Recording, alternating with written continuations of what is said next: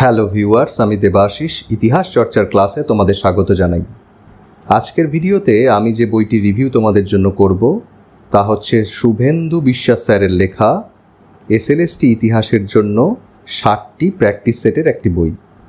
এই বইটি ক্লাস 9, 10 এবং 11, 12 উভয় পরীক্ষার জন্যই ব্যবহার করা যাবে। বইটির মোট পৃষ্ঠা সংখ্যা হচ্ছে 206টি এবং এই বইয়ের যে পৃষ্ঠার কোয়ালিটি তা কিন্তু যথেষ্টই ভালো। সাধারণত যে এই ধরনের প্র্যাকটিস সেটগুলো বেরোয় তার পৃষ্ঠার কোয়ালিটি খুব একটা ভালো আমরা অনেক সময় পাই না, কিন্তু এই বইটির পৃষ্ঠার কোয়ালিটি যথেষ্ট ভালো। ঠিক আছে, তোমরা দেখতেই পাচ্ছ, এবং এর যে প্রিন্টিং কোয়ালিটি তাও কিন্তু যথেষ্ট ডিসেন্ট, পড়তে কোনো অসুবিধা হবে না। এই বইটিতে শুরুতেই তোমরা দেখতে পারবে যে এখানে বলা আছে 4100+ MCQ কোশ্চেন্স এখানে আছে। স্যার শুভেন্দু বিশ্বাসের যে কোয়ালিফিকেশন তা এখানে তোমরা দেখতে পারবে, এবং খেয়াল করে দেখো এনলাইট হিস্ট্রি বলে এখানে উল্লেখ আছে। তোমরা অনেকেই হয়তো জানো যে স্যারের একটি ইউটিউব চ্যানেল এবং ফেসবুক পেজ আছে এই এনলাইট হিস্ট্রি নামেই। এর পরের পেজে তোমরা দেখতে পাবে যে বইটি প্রকাশিত হয়েছে কবে তা উল্লেখ করা আছে, তা হচ্ছে জুলাই 2025, অর্থাৎ এ মাসেই বইটি প্রকাশিত হয়েছে। এখানে প্রিন্টেড যে প্রাইস তা রাখা হয়েছে 460 টাকা। তো আমি স্যারকে জিজ্ঞেস করেছিলাম যে এর বিনিময় মূল্য এক্স্যাক্টলি কত হবে, তা উনি আমাকে বলেছিলেন যে 330 টাকা পড়বে। তো এই বইটি তোমরা কিভাবে কালেক্ট করতে পারো, এটি কিন্তু সাধারণত তোমরা অনলাইনে হয়তো পাবে না বা কোনো বইয়ের দোকানেও হয়তো তোমরা পাবে না। এই বইটি পাওয়ার জন্য এখানে দেখো একটি ফোন নাম্বার দেওয়া আছে, স্যারেরই ফোন নাম্বার। এই নাম্বারে তোমরা হোয়াটসঅ্যাপ মেসেজ করে স্যারের সাথে সরাসরি যোগাযোগ করে এই বইটি কিন্তু নিজেদের অ্যাড্রেসে পেতে পারো। এরপরে খেয়াল করো আছে ক্লাস 9, 10-এর যে ইতিহাসের সিলেবাস তা সম্পূর্ণ বাংলায় করে দেওয়া আছে, এবং আছে 11, 12-এর ইতিহাসের সিলেবাস, এবং তারপরেই বইটির যে কন্টেন্ট তা এখানে তোমরা দেখতে পাচ্ছ সূচিপত্র আকারে। প্রথমে দেখো প্রাচীন ভারতের ইতিহাস, সুলতানি যুগের ইতিহাস, মুঘল যুগের ইতিহাস, আধুনিক ভারতের ইতিহাস, আধুনিক ইউরোপের ইতিহাস, অর্থাৎ এসএলএসটির যে ইতিহাসের সিলেবাস তাকে 5টি ভাগে ভাগ করে এখানে শুরুতেই কিছু এমসিকিউ দেওয়া আছে, এবং আমি দেখেছি যে প্রত্যেকটি সেগমেন্টে এখানে 100টি করে এমসিকিউ, অর্থাৎ এখানে মোট 500টি এমসিকিউ দেওয়া আছে। এবং তারপর শুরু হচ্ছে এসএলএসটি মক টেস্ট 1, 2, 3 করে 60 পর্যন্ত। তো 60 বলা যেতে পারে, মানে 60টি মক টেস্ট এখানে দেওয়া আছে এবং প্রত্যেকটাতেই 60টা করে প্রশ্ন। তাহলে যে হিসাবটা দাঁড়াচ্ছে যে 60 × 60 মানে 3600 এবং 500 4100 এমসিকিউ। আমি জানি যত পরীক্ষা এগিয়ে আসছে এই ধরনের একটি প্র্যাকটিস সেট বইয়ের অভাব তোমরা ভীষণভাবে কিন্তু অনুভব করতে শুরু করেছো, কারণ এখন জুলাই মাসের শেষের দিক, সামনে আছে মাঝখানে অগাস্ট এই মাসটি। তো তোমরা এখন চাইবে যে ধীরে ধীরে এই রকম একটি প্র্যাকটিস বই থেকে মক টেস্ট দিয়ে নিজেদের প্রস্তুতি ঠিক কোন স্তরে আছে তা বুঝে নিতে। তো শুভেন্দু বিশ্বাস স্যারও হয়তো সেই ডিমান্ডটা উপলব্ধি করতে পেরেছেন, এবং পেরেছে বলেই উনি খুব দ্রুত এই বইটি তোমাদের জন্য বের করেছেন। তো এই ধরনের প্র্যাকটিস সেটের বই যখনই আমরা দেখি আমাদের মাথায় কিন্তু বেশ কয়েকটি প্রশ্ন আসে। তা হচ্ছে যে বইয়ের যে আনসার কি, সেই আনসার কি কতটা কারেক্ট। কারণ এমসিকিউ প্র্যাকটিস করতে গেলে যদি কারেক্ট আনসার কি না থাকে তাহলে একদম মাথা গুলিয়ে যায়, খুব কনফিউশন তৈরি হয়। তো যে কোনো এই ধরনের মক প্র্যাকটিস বইয়ের প্রথম যেটা বিবেচ্য বিষয় তা হচ্ছে তার আনসার কি কতটা কারেক্ট। এরপর যেটা দেখার সেটা হচ্ছে যে সেই বইতে যে প্রশ্নগুলি ছাপা হয়েছে সেই ছাপার ভুল কি পরিমাণে আছে, বানান ভুল কি পরিমাণে আছে। কারণ অনেক সময় এমন ধরনের বানান ভুল দেখতে পাওয়া যায় বিভিন্ন বইতে যে মানেই বদলে যায়, সেটাও কিন্তু যথেষ্ট অস্বস্তিকর। এবং তৃতীয় যে বিষয়টি মাথায় আসে তা হচ্ছে যে এই যে প্রশ্নগুলি রাখা হয়েছে তা কি এসএলএসটির সিলেবাস মেনে রাখা হয়েছে। কারণ সিলেবাসের সাথে সঙ্গতিপূর্ণ যদি প্রশ্ন করা হয় তাহলে অনেক প্রশ্ন চর্চা করলেও সেটা খুব একটা কিন্তু ফ্রুটফুল হয় না। তো আমিও যখন বইটি দেখা শুরু করলাম, ইনিশিয়ালি এই প্রশ্নগুলো কিন্তু আমার মাথায় ছিল এবং আমি চেষ্টা করেছি যে এই প্রশ্নের নিজের মধ্যে সমাধান খুঁজতে, এবং আমি চেষ্টা করব যে আমার এই রিভিউয়ের মাধ্যমে তোমাদের সামনেও সেই বিষয়টি তুলে ধরতে। তো প্রথমেই বলে রাখি যে সূচিপত্রে তোমরা দেখতেই পাচ্ছ যে 60টি মক টেস্ট এখানে দেওয়া আছে। সব কটি মক টেস্ট কিন্তু খুঁটিয়ে আমি দেখিনি, আমি কিছু স্যাম্পল দেখেছি। এবং এখানেও যে 5টি অংশে 100টি করে প্রশ্ন আছে, তারও কিন্তু 5টি অংশই আমি দেখিনি। দেখো এখানে আমি টিকমার্ক দিয়ে রেখেছি সুলতানি যুগের ইতিহাস এবং আধুনিক ইউরোপের ইতিহাস, এই দুটি অংশের 100টি প্রশ্ন এবং তার উত্তর আমি দেখেছি। আর মক টেস্টের মধ্যে র্যান্ডাম আমি 7 নম্বর, 18 নম্বর, 29 নম্বর, 41, 49 এবং 58 নম্বর যে মক টেস্ট, তা সম্পূর্ণ দেখার চেষ্টা করেছি, তার আনসার কি মিলিয়েছি এবং ভিতরে বানান ভুল ত্রুটি আছে কি না সেগুলো বোঝার চেষ্টা করেছি, এই বিশ্বাসে যে কয়েকটি যদি স্যাম্পল মক টেস্ট আমি দেখতে পারি পুরোপুরি, তাহলেই বইটি সম্পর্কে একটি ধারণা আমি করতে পারবো। 60টি কিন্তু দেখার সময় সুযোগ কোনোটাই আমি পাইনি। তো প্রথমেই আমি এই ডিসক্লেমার দিয়ে নিলাম। আচ্ছা, যে প্রশ্নগুলো আমি শুরুতেই বললাম তার উত্তর খোঁজার আগে 2-1টা চ্যাপ্টার আমরা একটু দেখে নিই। ধরো প্রথমেই উনি যেমন প্রাচীন ভারতের ইতিহাস এখানে যে 100টি প্রশ্ন রেখেছেন, তোমরা দেখো এই হচ্ছে 100টি প্রশ্ন এবং শেষে উনি আনসার কি দিয়েছেন। এবং খুব ইন্টারেস্টিং হচ্ছে যে অনেক প্রশ্নের শেষেই উনি লেখক ও গ্রন্থের নাম এরকম একটি বক্সে বেশ কয়েকটি দিয়েছেন, এগুলো তোমাদের কাজে আসবে। দেখো সুলতানি যুগের ইতিহাস, ঠিক একইভাবে 100টি প্রশ্ন এবং আনসার কি, এবং শেষে লেখক ও গ্রন্থের নাম। আমরা একটা মক টেস্ট দেখি। ধরো SLST মক টেস্ট 6, এখানে তোমরা দেখতে পাচ্ছ এই হচ্ছে কোশ্চেন, এই 60তম প্রশ্ন এবং শেষে আনসার কি। তাহলে সমস্ত বইয়ের নির্মাণটাই কিন্তু এইভাবে আছে এবং বিভিন্ন অধ্যায়ের শেষে তোমরা টুকটাক বিভিন্ন অথারদের নাম এবং তাদের বইয়ের নাম পাবে এইভাবে। এবার প্রথম প্রশ্নের উত্তর দেওয়ার পালা, অর্থাৎ আনসার কি কতটা ত্রুটিমুক্ত।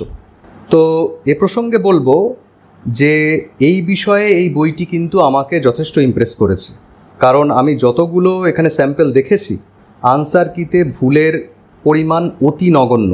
মানে বলতে পারো 60টি যেখানে প্রশ্ন সেখানে হয়তো একটি বড়জোর 2টি বা কোনো কোনো ক্ষেত্রে আমি একটিও ভুল পাইনি আনসার কিতে।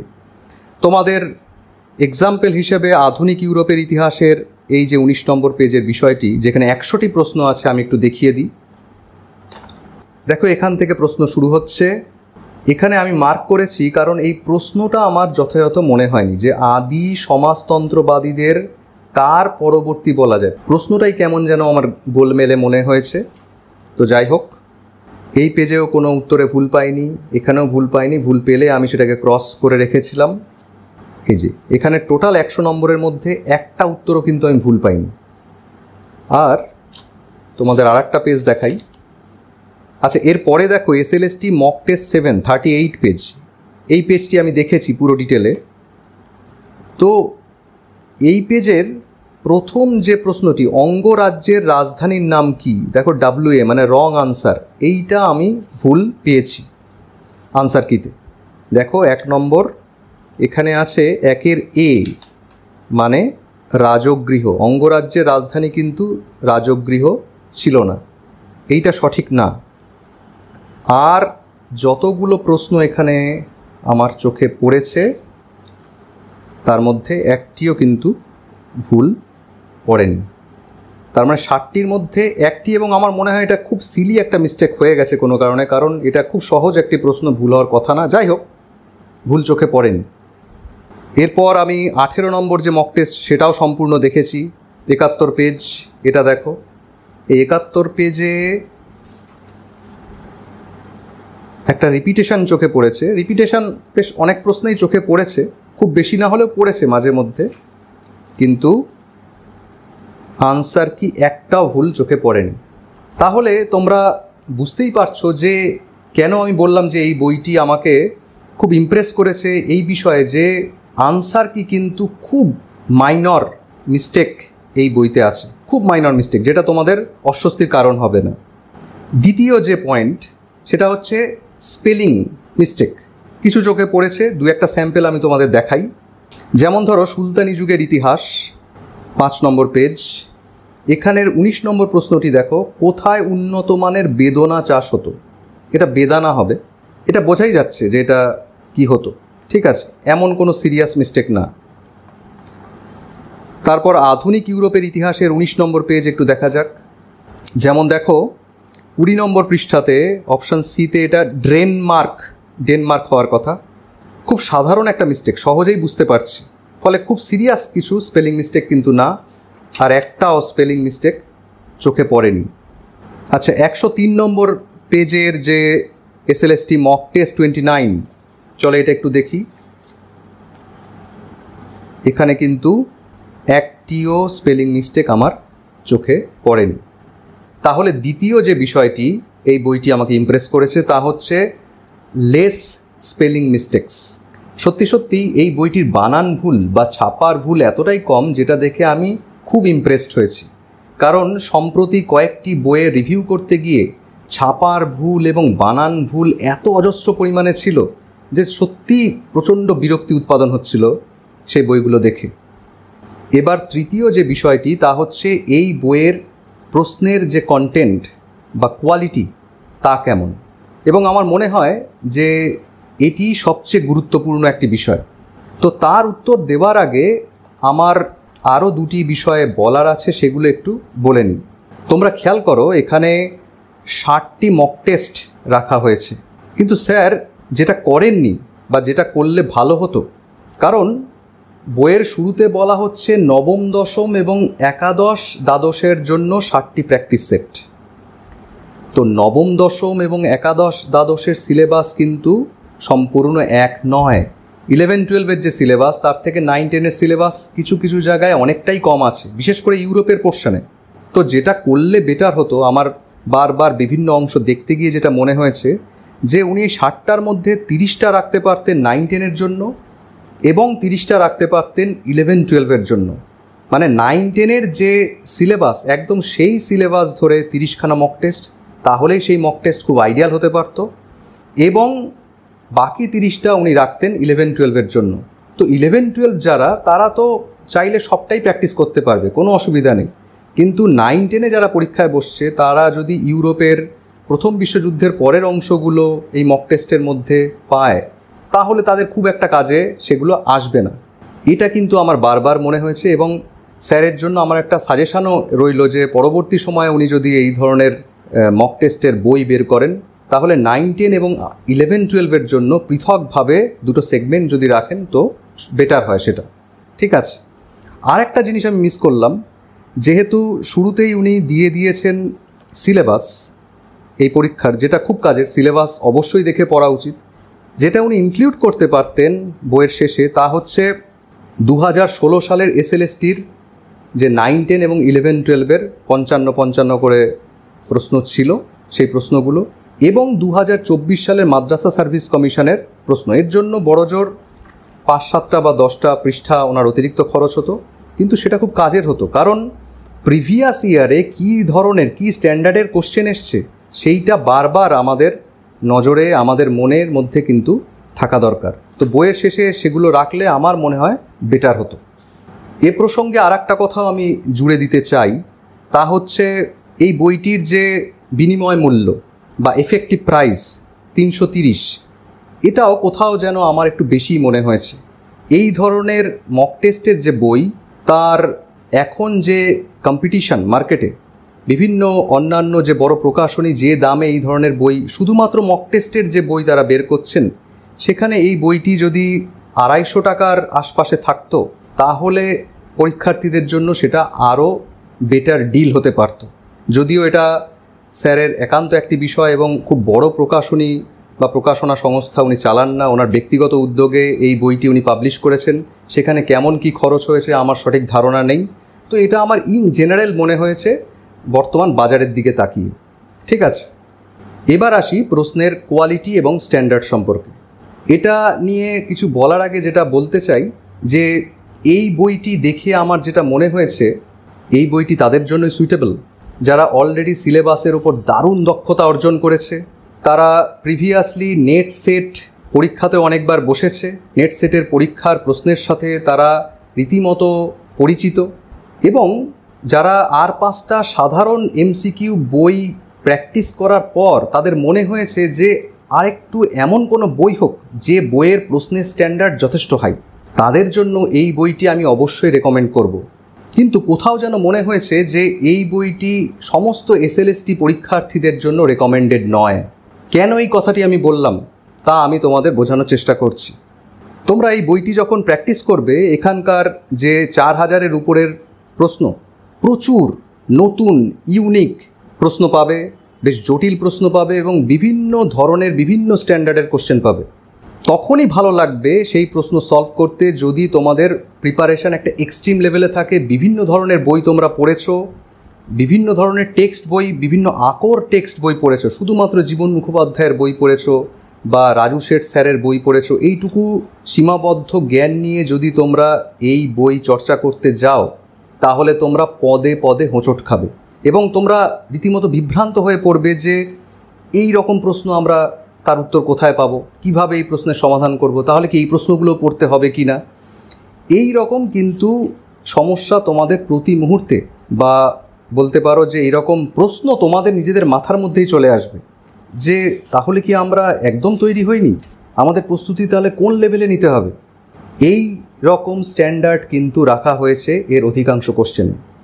সব না, যদি 4000 প্রশ্ন থাকে, আমার যেটুকু মনে হয়েছে অন্তত 2 থেকে 2500 প্রশ্ন সেই লেভেলে তোমরা পাবে, আর বাকি প্রশ্ন এসএলএসটি স্ট্যান্ডার্ডে আমার মনে হয়েছে। কেন এই কথাগুলো বলছি বারবার, আমি কয়েকটি প্রশ্ন তোমাদের পড়ে দেখাচ্ছি। ধরো এই যে সুলতানি যুগের ইতিহাসের 100টি প্রশ্ন, এখানেই তোমরা খেয়াল করো 30 নম্বর যে প্রশ্নটি, নিচের কোন গ্রন্থে পাদানির যন্ত্র এর উল্লেখ পাওয়া যায়? কোন প্রসঙ্গে ইসামি বলেছেন যে এটি এমন একটি যন্ত্র যা মহিলাদের নিজেদেরই ব্যবহার করা উচিত? কোন গ্রন্থে 16 শতকের মাঝামাঝি কাশ্মীরে তুঁত চাষের উল্লেখ পাওয়া যায়? এসএলএসটির সিলেবাসে কোথাও এই ধরনের প্রশ্ন কিন্তু প্রাসঙ্গিক নয়। এটা পিওরলি নেট সেটের যারা প্রিপারেশান নিচ্ছ সেখানকার সিলেবাসের জন্য সুইটেবল। ফলে এই বইটি নেট সেট প্র্যাকটিস করার জন্য সুইটেবল। এসএলএসটি পরীক্ষার্থীদের এই ধরনের প্রশ্নের আশপাশ দিয়েও যেতে হবে না। তো এই ধরনের প্রশ্ন রাখা কিন্তু প্রয়োজন ছিল না এই বইতে। এতে যেটা হবে যে অযথা একটা প্যানিক তৈরি হবে যারা এই বইটি নিয়ে চর্চা করতে যাবে। তাদের মনে হবে যে এই প্রশ্ন তাহলে কোথায় আছে, কোন বই তাহলে আমরা ঘাঁটবো। সত্যিই দরকার নেই এই ধরনের প্রশ্ন। নিকোলো কোনটি উল্লেখিত স্বামী কি? ভারতে সরি ব্যবহারের প্রমাণ কবে পাওয়া গিয়েছে? ভারতবর্ষে গোলাপ চাষের প্রথম উল্লেখ পাওয়া গেছে কত সালে? একদম অপ্রয়োজনীয় প্রশ্ন, আমি ক্রস দিয়ে রেখেছি। কিন্তু আবার দেখো, খুব ভালো প্রশ্ন, বরঙ্গল অভিযানের সময় আলাউদ্দিন খলজি কোন মহামূল্যবান রত্ন দখল করেন? আলাউদ্দিন খলজি কোন উপাধি গ্রহণ করে নিজেকে খলিফার সহকারী হিসেবে ঘোষণা করেছিলেন? এই ধরনের প্রশ্ন হচ্ছে এসএলএসটির উপযোগী প্রশ্ন। আলাউদ্দিন খলজি কোন রাজ্যের শাসককে রায় রায়ান উপাধি প্রদান করেছিলেন? ভালো প্রশ্ন। এখানে একটা ভুল চোখে পড়েছে। আলাউদ্দিন খলজির সময় কোন অঞ্চলকে নভসারী নামে উল্লেখ করা হয়? এখানে উত্তর হচ্ছে গুজরাট। তো গুজরাট অঞ্চলকে কিন্তু নভসারী বলা হতো না। গুজরাটের একটি ক্ষুদ্র অঞ্চল হচ্ছে নভসারী, যেটা আলাউদ্দিন খলজি দেবগিরির যে রাজা রামচন্দ্র দেব তাকে প্রদান করেছিলেন। আবার এখানে দেখো 67 নম্বর প্রশ্ন, সুলতানি যুগে প্রকৃত খেলান ব্যবহারের সর্বোৎকৃষ্ট দৃষ্টান্ত কোন স্থাপত্যে পাওয়া যায়? নিচের কোন স্থাপত্য অশ্বক্ষুরাকৃতি খিলান ব্যবহার করা হয়েছে? এই ধরনের প্রশ্ন এসএলএসটিতে একদম আসবে না। এখানে একটা মিস্টেক আমার চোখে পড়েছে যে কে গজবেতকর উপাধি গ্রহণ করেন? প্রথম হরিহর, প্রথম বুক্ক, দ্বিতীয় হরিহর, প্রথম দেবরায়। 4টে অপশানে আছে, দ্বিতীয় দেবরায় কিন্তু অপশানেই নেই। এটা সঠিক উত্তর হতো দ্বিতীয় দেবরায়। তো এই সামান্য মিস্টেক নিয়ে আমি কিছু বলছি না, কারণ ভুলের সংখ্যা তেমন বেশি না, কিন্তু এই ধরনের জটিল এবং নেট সেট স্ট্যান্ডার্ডের যে প্রশ্নের আধিক্য সেটা নিয়েই আমার বেশি অভিযোগ। এবং আমি তোমাদের আরও কয়েকটা পেজে দেখাচ্ছি এই বিষয়টা। যেমন দেখো, আমি এসএলএসটি মক টেস্ট 29 যেটা 103 পেজে আছে, এটাও আমি পুরোটা দেখেছি। এটার ভিত্তিতেই বলছি, ইংরেজি শেখানোর জন্য স্কুলগুলির একটি নেটওয়ার্ক স্থাপনের ধারণাটি প্রথম পরিকল্পনা করেছিল, এই ধরনের প্রশ্ন এসএলএসটিতে কোনো দিনও আসবে না। কোথা থেকে নেওয়া হয়েছে, কোন সিলেবাসের অংশ, কত সালে ইংরেজ ইস্ট ইন্ডিয়া কোম্পানি উড়িষ্যায় প্রথম কারখানা চালু করে, এগুলো কিন্তু একদম টিপিক্যাল নেট সেটের প্রশ্ন। প্রথম আইআইটি প্রতিষ্ঠিত হয় মাদ্রাজ, বোম্বে, খড়গপুর, নয়াদিল্লি, নেট সেটের প্রশ্ন। স্বাধীন ভারতে ভূদান আন্দোলনের সূচনা হয়েছিল কত সালে, এটা তো সিলেবাসের মধ্যেই নেই। নিচ থেকে সামন্তবাদ এবং উপর থেকে সামন্তবাদ থিসিসটি কার দ্বারা প্রসারিত হয়েছিল, নেট সেটের প্রশ্ন। তো এখানে যে বিষয়টি আমি তুলে ধরার চেষ্টা করলাম, যে ওনার বিভিন্ন মক টেস্টগুলি দেখতে গিয়ে আমি যেমন খুব সুন্দর সুন্দর, খুব ভালো কোয়ালিটির প্রশ্ন পেয়েছি, তেমনই এমন কিছু প্রশ্নের সম্মুখীন হলাম যেটা বর্তমান যে পরীক্ষা, যে পরীক্ষার জন্য এটি বানানো, তার জন্য কিন্তু একদম সুইটেবল হয়নি। হয়তো এতে প্রশ্নের সংখ্যা অনেক বেড়েছে, অ্যাপারেন্টলি খুব ইমপ্রেসিভ মনে হচ্ছে, কাউকে হয়তো ইমপ্রেস করে দেওয়া যেতে পারে এই ধরনের কঠিন প্রশ্ন দিয়ে, কিন্তু এতে দিশাহীনতা বাড়বে। যারা সামনেই পরীক্ষা দেবে তারা যদি এই সব প্রশ্নের উত্তর খুঁজতে যায় তাহলে তারা সমস্যার মধ্যে পড়বে। হ্যাঁ, আমি বলছি যারা দীর্ঘদিন নেট সেটের প্রিপারেশান নিয়েছে, পরীক্ষা দিয়েছে, এক্সট্রিম লেভেলে যাদের প্রিপারেশান আছে এবং খুব সাধারণ প্রশ্ন যাদের এখন আর তেমন কোনো মনে সাড়া জাগাচ্ছে না, যারা চাইছে যে আরেকটু হাই কোয়ালিটির প্রশ্ন হোক, যদিও তার প্রয়োজন নেই, কারণ সেসব প্রশ্ন করা নিরর্থক এবারের এসএলএসটির জন্য, তো তারা চাইলে করতে পারে। আর আমি তো প্রথমেই বললাম যে 4000 উপরের যে প্রশ্ন, তার মধ্যে 2 থেকে 2500 প্রশ্ন কিন্তু তুমি যথেষ্ট ভালো মানের পাবে। ইউরোপের প্রশ্নগুলো দেখতে গিয়েও আমার মনে হয়েছে যে অযথা জটিলতা বাড়ানো হয়েছে, বিভিন্ন কোটেশান দেওয়া হয়েছে, অত কোটেশান কিন্তু এসএলএসটি পরীক্ষায় আসবে না। এটা কেন হয়েছে, আমার প্রশ্নগুলো দেখতে দেখতে এটাও আমি ভাবছিলাম যে যেহেতু স্যার দীর্ঘদিন নেট সেট পরীক্ষার্থীদের প্রিপারেশনের সাথে উনি ইনভলভ আছেন, উনি তাদেরকে কোচিং করিয়ে থাকেন, ফলে সাইকোলজিক্যালি উনি যেন একটু টিউনড হয়ে গেছেন। মানে উনি চাইলেও খুব সহজ প্রশ্ন যেটা এসএলএসটির জন্য হতে পারে, যে সহজ আমি বলবো না, যে প্রশ্নটি সুইটেবল এসএলএসটির জন্য, সেই ধরনের প্রশ্নের দিকে ওনার ঝোঁক কম, ওনার ওই নেট সেট কেন্দ্রিক প্রশ্নের দিকেই কিন্তু একটু ঝোঁক বেশি। এইটাই আমার বারবার মনে হয়েছে। আর একটা জিনিস, এই মক টেস্টগুলো যে সাজানো হয়েছে তা কিন্তু খুব একটা সায়েন্টিফিক ওয়েতে সাজানো হয়নি। এটা কিন্তু যতগুলো আমি দেখলাম প্রত্যেকটাতেই মনে হয়েছে। কেন এই কথাটা বললাম, কারণ মক টেস্ট মানে হচ্ছে 60টি প্রশ্ন এমনভাবে সম্পূর্ণ সিলেবাস থেকে স্প্রেড করা থাকবে, যেটা দেওয়ার পর আমি ফিল করব যে হ্যাঁ, আমার পরীক্ষাতে এই রকমই একটা সেট আসতে পারে, এবং এখানে আমি 60-এর মধ্যে 58, 55, 40, 42, 45 ইত্যাদি পেয়েছি। কিন্তু এখানে প্রশ্ন দেখতে গিয়ে যেটা মনে হয়েছে যে একই টপিকের বা একই ব্যক্তির ওপরে 3টে 4টে 5টা প্রশ্ন পরপর দিয়ে দেওয়া হয়েছে। মানে যিনি এই প্রশ্নগুলো অ্যাসেম্বল করছেন তিনি পরপর যে প্রশ্নগুলো পাচ্ছেন পরপর দিয়ে দিচ্ছেন। এটা কিন্তু একটা আইডিয়াল মক টেস্ট বা একটা সায়েন্টিফিক মক টেস্ট হচ্ছে না। যেমন যে পেজটি খোলা আছে, আমি এই পেজটি দিয়েই তোমাদের বিষয়টি একটু দেখিয়ে দিই। যেমন নুরেমবার্গ আইন অন্য কোন নামে পরিচিত ইউরোপের থেকে, আমি কিন্তু নিজে এই শব্দটা শুনিনি।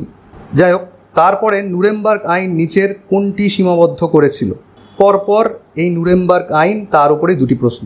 আমি আরও কয়েকটি তোমাদের এরকম দেখিয়ে যাচ্ছি যে পরপর একই ধরনের কোশ্চেন বারবার দেওয়া হয়েছে একই ব্যক্তির ওপর। যেমন দেখো, এসএলএসটি মক টেস্ট 71 পেজ।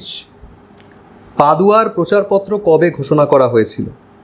তারপরেই পিলনিজের ঘোষণা কারা করেছিল? পাদুয়া, পিলনিজ, একদম পরপর 2টি ঘটনা।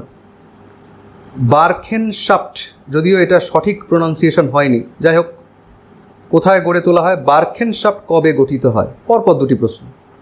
ক্রিমিয়ার যুদ্ধ কাদের মধ্যে সংগঠিত হয়? কোন গির্জা সংক্রান্ত বিরোধ থেকে ক্রিমিয়ার যুদ্ধ শুরু হয়েছিল? গ্রোটোর গির্জা কোন যুদ্ধে রুশদের বল? পরপর ক্রিমিয়া থেকে কয়েকটা প্রশ্ন। তারপর আর একটা জিনিস খেয়াল করো, একটা এসএলএসটি পরীক্ষায় এতগুলো ম্যাচিং এই রকমভাবে কিন্তু কখনোই আসবে না। দেখো, পরপর ম্যাচিং। হ্যাঁ, একটা মক টেস্টে আমি বড় জোর ম্যাক্সিমাম 3টে ম্যাচিং দিতে পারি, কিন্তু আমি এমন খেয়াল করেছি 4টে, 5টা, 6টা, 7টা, 10টা পর্যন্ত ম্যাচিং দেওয়া হয়েছে, যেটা নেট সেটের উপযোগী, এসএলএসটির উপযোগী কিন্তু একদম হয়নি। তো মক টেস্ট আমি যখন বানাচ্ছি তখন আমার দায়িত্ব থাকবে এটাই, যে পরীক্ষার জন্য আমি মক টেস্ট তৈরি করছি, কোনো একজন পরীক্ষার্থী সেই মক টেস্ট কমপ্লিট করার পর সে অ্যাকচুয়ালি একটা রেজাল্ট পাবে, যে এই 60 মার্কসের মক টেস্ট আমি আজকে একটা দিলাম, তো 60-এ আমি 52 পেয়েছি।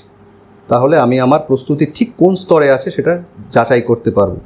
তো সেই জায়গায় আমার যে 2-3টি ত্রুটি মনে হলো তা হচ্ছে কোশ্চেনের স্ট্যান্ডার্ড অধিকাংশ ক্ষেত্রেই, অধিকাংশ মক টেস্টেই একেবারেই এসএলএসটির উপযোগী না। স্ট্যান্ডার্ডকে যথেষ্ট হাই করা হয়েছে, যেটা সুইটেবল হচ্ছে নেট সেট পরীক্ষার জন্য। আবারও বলছি, এই 4000 প্রশ্নের মধ্যে কিন্তু সবগুলোই নেট সেট পরীক্ষার জন্য সুইটেবল না। ধরে নাও 50% কোশ্চেন তুমি এসএলএসটির উপযোগী পাবে এবং খুব ভালো মানের কোশ্চেন কিন্তু তুমি পাবে, কিন্তু তার বাইরে যে কোশ্চেন, এবার মুশকিল হচ্ছে যে তুমি করতে করতে পরপর যখন কোশ্চেন পাচ্ছ যে এইটা এসএলএসটির মধ্যে পড়ছে না বাইরে পড়ছে, এইটা নিয়ে কিন্তু একটা কনফিউশন তৈরি হতে পারে এবং এই নিয়ে একটা বিভ্রান্তি কিন্তু তৈরি হতে পারে। তারপর এই সায়েন্টিফিক ওয়েতে সাজানো না, একই ব্যক্তি, একই ঘটনা, একই নাম, একই বিষয়ের ওপর পরপর কোশ্চেনকে তুলে দেওয়া হয়েছে, ম্যাচিং যখন দেওয়া হচ্ছে পরপর ম্যাচিং চলছে। তো এই সমস্ত ত্রুটি আমার এই বইতে যথেষ্ট পরিমাণে চোখে পড়েছে। তারপরেও বলবো যে এই বইটির যে কোশ্চেনের ওভারঅল কোয়ালিটি তা কিন্তু ভালো। আনসার কিতে একদম প্রায় নমিনাল মিস্টেক চোখে পড়েছে, 2-1টি যেটা নেগলিজেবল। প্রিন্টিং মিস্টেক একদম নেগলিজেবল। এই বইটি সুইটেবল হবে তাদের জন্যই যারা প্রিপারেশানকে একটা ম্যাক্সিমাম লেভেল অবধি নিয়ে গেছে, যারা দীর্ঘদিন নেট সেটের প্রিপারেশানের সাথে যুক্ত আছে। তারা চাইলে এই বইটি স্বচ্ছন্দে প্র্যাকটিস করতে পারে, তাদের কোনো অসুবিধাও হবে না। কিন্তু যারা শুধুমাত্র এসএলএসটির দিকে লক্ষ্য রেখেই প্রস্তুতি নিচ্ছিলে, সেই সিলেবাসকে মাথায় রেখে, তারা কিন্তু পদে পদে সমস্যার মধ্যে পড়বে। তো শুভেন্দু বিশ্বাস স্যারের কাছে আমার একটা রিকোয়েস্ট যে পরবর্তী সময়ে আপনি প্রথম চেষ্টা করবেন 9, 10 এবং 11, 12-এর জন্য পৃথক পৃথকভাবে মক টেস্টকে সাজিয়ে দিতে, তাদের সিলেবাসকে মাথায় রেখে। এবং এসএলএসটির যে সিলেবাস, যে কোশ্চেনের স্ট্যান্ডার্ড, যে কোশ্চেনের ধরন, সেই ধরনকে মাথায় রেখেই আপনি যদি মক টেস্টটা প্রিপেয়ার করতেন, তাহলে এই বইটি আরও বেশি ফ্রুটফুল, আরও বেশি এফেক্টিভ হতে পারত এই সময়ের দাবি মেনে। তো এই ছিল বইটি সম্পর্কে আমার নিজস্ব মতামত। হয়তো বইটিকে নির্বাচন করার আগে আমার এই মতামত তোমাদের কিছুটা হলেও কাজে আসবে। দেখা হচ্ছে নেক্সট ভিডিওতে নতুন কোনো টপিকের সাথে। বাই।